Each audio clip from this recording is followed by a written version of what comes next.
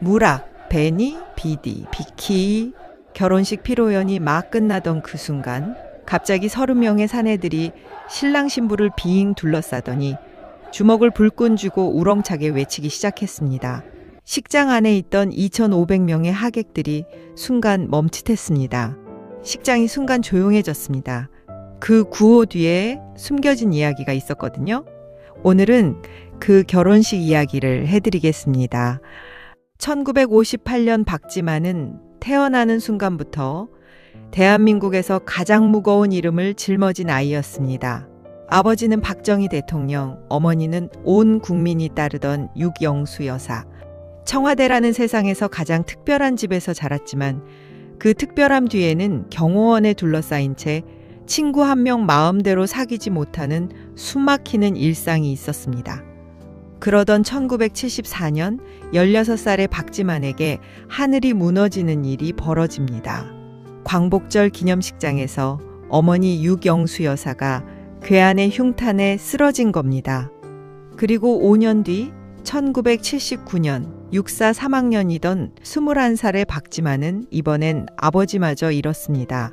두 부모를 모두 총탄으로 잃은 청년에게 세상은 한순간에 너무 넓고 너무 차가운 곳이 되어버렸습니다. 그 이후 긴 방황의 세월이 있었습니다. 넘어진 사람을 일으켜 세우는 건 결국 사람입니다. 박지만 곁에도 그런 사람들이 있었습니다. 그 오랜 방황 끝에서 박지만의 손을 잡아준 사람이 2명 있었습니다. 한 명은 43년 전 약속을 지켜온 사람이었습니다. 때는 1961년 5월 16일 혁명 직전 새벽이었습니다. 박정희 소장이 박태준 대령을 조용히 불렀습니다. 그리고 이렇게 말했습니다. 자네는 혁명 동지 명단에 넣지 않았네. 일이 잘못되면 내 가족을 부탁하네. 서류도 없었고 도장도 없었고 증인도 없었습니다. 그저 두 사람 사이에 오간 말 한마디였는데 박태준은 그 말을 평생 가슴에 새겼습니다. 박정희 대통령이 포항의 모래사장에 제철소를 세우라 했을 때 군말 없이 따른 사람이 박태준이었고 그 대통령이 총탄에 쓰러진 뒤 남겨진 가족 곁을 묵묵히 지킨 사람도 박태준이었습니다. 박태준 전 총리의 부인 장옥자 여사는 박지만에게 어머니나 다름없는 분이었습니다. 교회에 나오지 않는 날이면 측근에게 안부를 물어봤고 방황이 길어지면 속을 태우며 기다렸습니다. 그러다 드디어 박지만이 결혼을 결심하자 함을 준비하고 예단을 챙기고 신부집에 들어가는 음식까지 손수 장만한 게 바로 장옥자 여사였습니다. 16의 어머니를 잃은 아들에게 어머니가 해야 할 몫을 40년 넘게 대신해 온 것이었습니다. 그리고 또 한 명, 서양희 씨였습니다. 1974년생 박지만보다 16살 연하의 젊은 변호사였습니다. 고려대 법대를 나와 사법시험에 합격하고 사법연수원을 막 마친 촉망받는 법조인이었는데 주변에서 말릴 법도 했지만 흔들리지 않았습니다. 흥미로운 건 결혼 전까지도 사법연수원 동기들에게 신랑감을 조그만 사업하는 사람이라고만 소개했다는 겁니다. 결혼식 당일에야 신랑의 정체를 알고 깜짝 놀란 동기가 한둘이 아니었다고 하죠. 그 조용한 태도 하나만 봐도 이 여성이 어떤 사람인지 느껴지지 않으시나요? 누나 박근혜 씨도 직접 나섰습니다.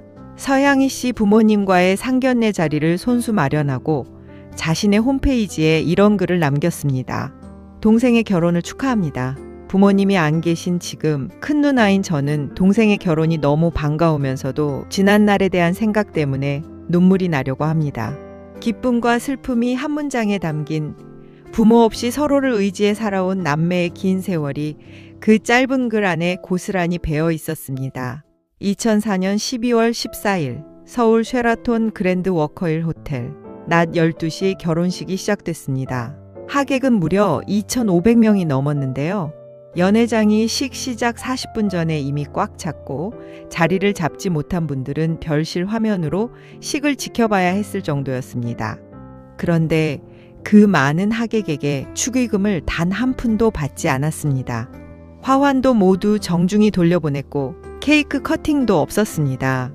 식사는 2만 원짜리 도시락으로 통일했습니다. 이 결혼식의 원칙은 딱 한 가지였습니다. 검소하지만 품위 있게. 단 하나의 예외가 있었는데 노무현 대통령이 보내온 화환이었습니다. 대통령의 화환을 돌려보내는 것은 예의가 아니라는 판단이었죠. 그 한 가지 예외가 오히려 이 결혼식이 얼마나 원칙에 철저했는지를 더 선명하게 보여주었습니다. 신랑 신부가 함께 입장할 때 장례 분위기는 남달랐습니다. 긴장한 표정을 감추지 못하는 신랑 옆에서 신부가 먼저 환하게 웃으며 말을 건넸습니다. 두 사람은 주례 앞까지 걷는 내내 간간히 마주보며 대화를 나눴고 그 다정한 모습에 하객들이 자리에서 일어나 박수를 쳤습니다. 식전에 흘러나온 영상 중에는 부산 신부 집에 함이 들어가던 날이 담긴 것도 있었는데 신랑이 신부의 따은 머리를 조심스럽게 쓰다듬고 두 사람이 수줍게 입맞춤을 나누는 장면이 그대로 담겼습니다. 저렇게 순박하게 웃을 수 있는 사람이었구나. 보는 이들에게 묘한 안도감과 따뜻함이 번졌습니다. 주례를 맡은 소망교회 곽선희 목사가 신부에게 말했습니다. 오늘은 아주 예쁘지만 내일부터는 스스로 아줌마라고 생각하라. 남편이 늦게 귀가해도 따질 생각 말고 늦어서 얼마나 피곤할까 하는 생각만 해라. 신부는 미소를 지으며 살짝 고개를 끄덕였습니다. 신랑에게도 한마디 이어졌습니다. 아내에게도 사생활이 있으니 스스로 말하기 전에는 누굴 만났냐, 왜 늦었냐 묻지 말아라. 박지만 씨는 웃음을 참으며 신부 얼굴을 슬쩍 바라봤습니다. 주례사가 끝나고 화면에 영상이 흘렀습니다. 아버지 박정희 대통령, 어머니 유경수 여사와 함께 청와대에서 지내던 어린 시절 흑백 사진들, 그리고 육사생도 시절의 젊고 늠름한 박지만의 모습이었습니다. 잔잔한 음악이 흐르자 장내가 조용해졌고 누나 박근혜도 박근영도 손수건으로 눈가를 훔쳤습니다. 영상 마지막에 이런 글귀가 흘렀습니다. 늘 봄날처럼 나누며 살아가는 행복한 가정이 되도록 애쓰겠습니다. 그 순간 식장에서 박수가 터져 나왔습니다. 그리고 피로연이 끝날 무렵 그날 결혼식에서 뭉클한 장면이 펼쳐졌습니다. 퇴장하는 신랑 신부를 30명의 사내들이 우르르 둘러쌌습니다. 그리고 일제히 목청을 높였습니다. 무락, 베니, 비디, 비키. 식장이 순간 웅성거렸습니다. 이 사람들은 박지만의 육사 37기 동기들이었습니다. 무락은 밀리터리 어카데미, 육군 사관학교의 줄임말이고 베니, 비디, 비키는 로마의 카이사르가 전쟁에서 이기고 원로원의 전승을 알릴 때 외쳤던 말 완노라 보았노라 이겼노라에서 온 겁니다. 3군 사관학교 체전에서 쓰던 육사만의 응원구호인데 동기들 결혼식이나 부모님 회가변 때 찾아가 외치던 전통이었다고 하죠. 그런데 이날은 달랐습니다. 37기 동기들 중에서 마지막으로, 정말 마지막으로 결혼하는 박지만을 위한 것이었으니까요. 드디어 왔노라, 보았노라, 이겼노라. 긴 방황을 끝내고 마침내 가정을 꾸리는 친구를 향해 전우들이 그 방식으로 마음을 전한 겁니다. 그 30명 중에는 박지만의 절친 이재수가 있었습니다. 중앙고 동창의 육사 동기, 훗날 기무사령관까지 오른 그 이재수입니다. 박지만이 가족들에게 직접 소개시켜줄 만큼 가까운 벗이었는데요. 이날 함진아비로 나서서 신부 집까지 함을 지고 갔다는 이야기가 전해집니다. 중앙고 동창, 육사 동기, 그리고 함진아비까지. 사내들의 우정이 그런 겁니다. 말은 많이 안 해도 진짜 중요한 날에는 반드시 곁에 있어주는 거죠. 신랑은 결혼식이 끝나자마자 한 곳으로 달려갔습니다. 신혼여행지가 아니었습니다. 결혼식이 끝나자마자 박지만은 신혼여행 대신 차에 올라 한 곳으로 직행했습니다. 서울 동작동 국립현충원, 박정희 대통령과 유경수 여사가 잠들어 있는 묘역이었습니다. 두 사람은 묘소 앞에 섰고 장옥자 여사가 두 분의 체형에 맞춰 손수지은 패백옷을 올렸습니다. 패백 음식도 정성껏 차렸습니다. 그때 박태준 전 총리가 굵은 목소리로 말했습니다. 가깝게 보고 드리게. 박지만이 떨리는 손으로 품속에서 편지를 꺼냈습니다. 아버님, 어머님, 오늘 불효자 지만이가 한 가정의 지아비가 되어 이렇게 찾아뵙습니다. 이 길이 제게는 왜 이토록 길고 힘이 들었는지요. 이제 늦게나마 자식의 도리를 다한 것 같아 마음이 놓입니다. 식장의 혼주석에 두 분의 모습은 보이지 않았지만 영혼으로 임하셔서 같이 보내주셨다는 것을 저는 믿고 있습니다.